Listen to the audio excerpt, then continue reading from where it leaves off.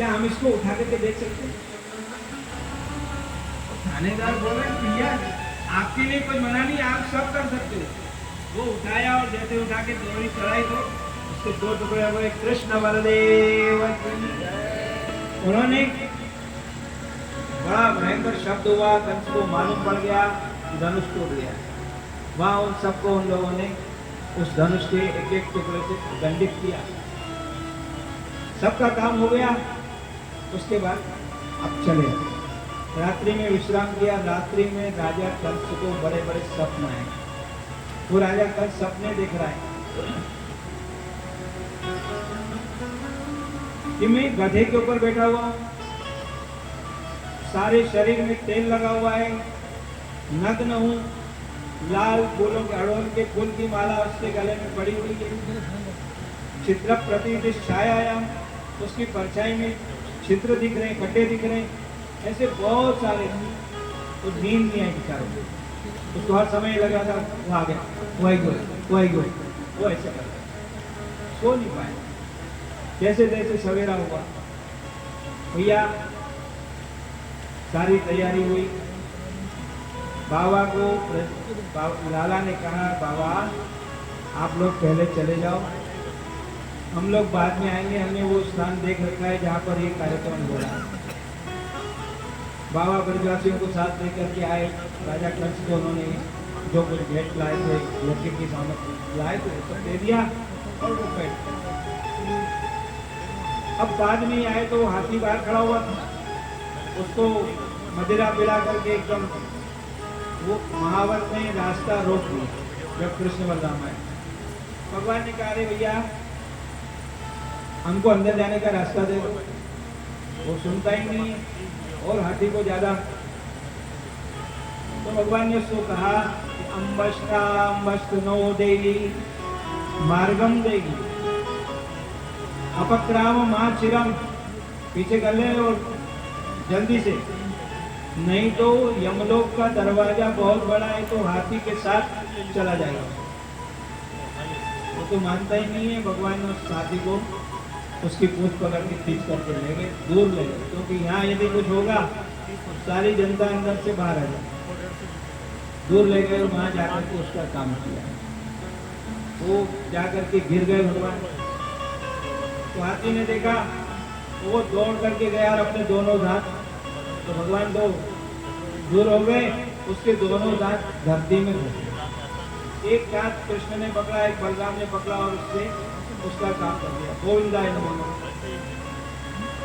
एक दांत को कंधे पर कृष्ण ने रखा, एक को बलराम ने। अंदर आए तो वहां पर सब लोगों को अलग अलग प्रकार से भगवान का दर्शन हो रहा है। कुछ सब के सब भगवान का दर्शन कर रहे हैं। राजा कंस को तो उसकी मौत नजर आ रही है। स्त्रियों को लग रहा है कि साक्षात कामदेव आ गए। सब स्त्रियों को कामदेव नजर आ रहे हैं। ज्ञानियों को लग रहा है कि साक्षात परब्रह्म। सबको जाकी रही भावना जैसी प्रभु मूरत देखी तिनके। सबको अलग अलग प्रकार के दर्शन हुए। अब भगवान जब उस सभा में पहुंचे तो बाबा को लग रहा है कि हमारा कन्हैया आ गया। माता पिता को लगा हमारा बेटा है। बड़ा आनंद हुआ। अब वहां क्या हुआ कि घुसते ही चाणूर, मुष्टिक, छल, कौशल ये सब पहलवान बैठे। चाणूर और मुष्टिक आ गए और उन्होंने आकर के कहा हमारे साथ युद्ध करो। हम दोनों राजा की प्रजा हैं और राजा का मनोरंजन करना हमारा काम है। भगवान ने कहा अरे भाई हम तुम्हारे साथ कुश्ती कैसे लड़ सकते हैं, हमारी बराबरी का कोई ले आओ तो हम उनके साथ युद्ध करेंगे। वो बोला तुम अपने आप को बच्चा कहते हो, इतने बड़े बलवान हाथी को तुमने खेल खेल में मार दिया और बोलते हो हम बच्चे हैं। बलश्च बलिनाम बरा, तो सब बलियों का बल है। जबरदस्ती हाथ मिलाया और अखाड़े में खींच लिया। भगवान ने कहा कि आज के दिन के लिए तो गोपियों ने माखन मिश्री खिलाया, दूध खिलाया, कि कभी मथुरा वाले चैलेंज करे, कभी वो सामना पड़ जाए तो जा करके उनको जवाब देना। इसीलिए माखन मिश्री खिलाया। बस चाणूर का हाथ भगवान ने पकड़ा, मुस्तिक के साथ में बलराम जी मारा, और एक उनको उठा करके भगवान ने उस अखाड़े के मुंडेर के ऊपर धड़ाम से पकड़ दिया। मुस्तिक ने बलराम जी की छाती में एक घूंसा मारा, तो जैसे हाथी को कोई फूल फेंकता है वैसे वो तो चुपचाप खड़े हैं, बोले बस अब मेरा देखना। एक मुक्का उन्होंने लगाया तो हो करके उसको खून की उल्टियां हो गई और गोविंदाय नमः। फिर शल आया, कौशल आया, उनका भी यही हाल हुआ। बाकी बहुत छोटे मोटे पहलवान बहुत बैठे, वो सब अपनी अपनी लंगोटी लेके पीछे के रास्ते से। ये उस्तादों की हालत ये हो गई तो हमारा क्या है। अब राजा कंस वहां से कह रहा है नगाड़े बंद करो, हमारी हार हो रही है। माइक थोड़ी लगा था, नगाड़ खाना कहाँ था। वो कह रहा है बंद करो, तो समझ नहीं कि जोर से बजाओ, खूब धड़ाधड़ बजाया जाता। अब राजा कंस अपनी स्टेज पे खड़ा हो गया, अपने सिंहासन से उठ करके खड़ा हो गया और बोल रहा है इन सबको बंदी बनाओ, गोपों को पकड़ लो, इसको ऐसा करो, इसको ऐसा करो, ऐसी बातें करो, इनका धन छीन लो।